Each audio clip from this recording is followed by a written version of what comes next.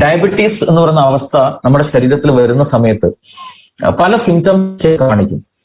സാധാരണഗതിയിൽ പ്രമേഹം ഒരാൾ ഡിക്റ്റേറ്റ് ചെയ്യുന്ന ബ്ലഡ് ടെസ്റ്റ് ചെയ്യുന്ന സമയത്ത് ആ ബ്ലഡ് ഷുഗർ ലെവൽ അതിന്റെ ലിമിറ്റിൽ കൂടുന്ന സമയത്താണ് പ്രമേഹം എന്ന് പറയുക, അല്ലെ? പക്ഷെ ഒരിക്കലും ഒരു നേരത്തെ ബ്ലഡ് ഷുഗർ ലെവൽ ടെസ്റ്റ് ചെയ്തിട്ട് നമ്മൾ ഒരിക്കലും ഡയബറ്റിക് ആണെന്ന് ഫിക്സ് ചെയ്യാൻ പാടില്ല. പ്രമേഹമാണോ അല്ലയോ എന്ന് തിരിച്ചറിയാനുള്ള ഒരു ടെസ്റ്റ് ഉണ്ട്, HbA1c. HbA1c എന്ന് പറയുന്ന ടെസ്റ്റ് ഉണ്ട്. ആ ടെസ്റ്റിലുള്ള റിസൾട്ടിനെ ബേസ് ചെയ്ത് മാത്രമേ ഒരാൾ ഡയബറ്റിക് ആണോ അല്ലയോ എന്ന് ഫൈനലൈസ് ചെയ്യാൻ പാടുള്ളൂ. റൈറ്റ്. സോ എല്ലാ ആളുകളും HbA1c ടെസ്റ്റ് ഒന്ന് നടത്തുന്നത് നല്ലതാണ്. അപ്പൊ നിങ്ങൾക്ക് അതിന്റെ റേഷ്യോ അനുസരിച്ച് നിങ്ങൾക്ക് മനസ്സിലാവും നിങ്ങൾ ഡയബറ്റിക് ആണോ അല്ലെങ്കിൽ പ്രീ ഡയബറ്റിക് ആണോ അല്ലെങ്കിൽ നോർമൽ ആണോ എന്നുള്ളത്. റൈറ്റ്. സോ ഡയബറ്റീസിലേക്ക് എത്തുന്നതിന് മുമ്പായിട്ട് ശരീരം ചില സിംറ്റംസ് കാണിക്കും.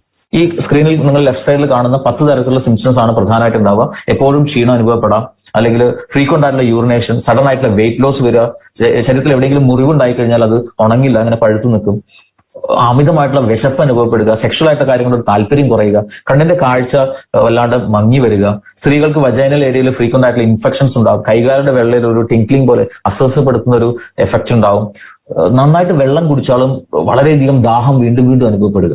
ഇങ്ങനെയുള്ള സിംറ്റംസ് ഏതെങ്കിലും ഫ്രീക്വന്റ് ആയിട്ട് റെഗുലർ ആയിട്ട് നിങ്ങൾക്ക് അനുഭവപ്പെടുന്നുണ്ടെങ്കിൽ there is possibility for diabetes.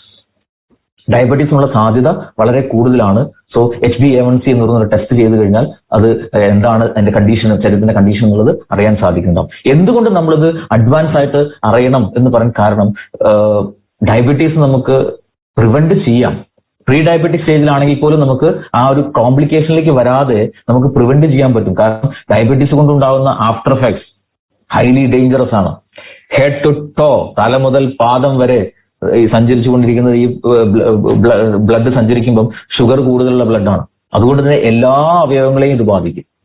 എല്ലാ അവയവങ്ങളെയും ഈ ഒരു പ്രമേഹം എന്ന് പറയുന്ന അവസ്ഥ ബാധിക്കും. പ്രമേഹം ഒരാൾക്ക് വന്നു കഴിഞ്ഞാൽ അദ്ദേഹം മരണപ്പെടുന്നത് പ്രമേഹം കൊണ്ടല്ല, മറിച്ച് ഈ ആഫ്റ്റർ എഫക്ട്സ് കൊണ്ടാണ്. So it's highly complicated, more dangerous than cancer. ക്യാൻസറിനേക്കാളും വളരെ ഡേഞ്ചറസ് ആയിട്ടുള്ള ഒരവസ്ഥയാണ്. എന്തുകൊണ്ടെന്ന് ചോദിച്ചു കഴിഞ്ഞാൽ, ഗുളിക അല്ലെങ്കിൽ ഇൻസുലിൻ ഉപയോഗിച്ച് കഴിഞ്ഞാൽ ഷുഗർ ലെവലിനെ കൺട്രോൾ ചെയ്ത് കൊണ്ടുപോകാൻ പറ്റും, പക്ഷേ ഈ ആഫ്റ്റർ എഫക്ട്സിനെ പ്രിവെന്റ് ചെയ്യാൻ പറ്റില്ല. ആഫ്റ്റർ എഫക്ട്സ് വന്നു കഴിഞ്ഞാൽ അതിന്റെ കോംപ്ലിക്കേഷൻസ് എല്ലാം ആര് തന്നെ അനുഭവിക്കണം? ആ പ്രമേഹ രോഗി അനുഭവിക്കണം. Medical expense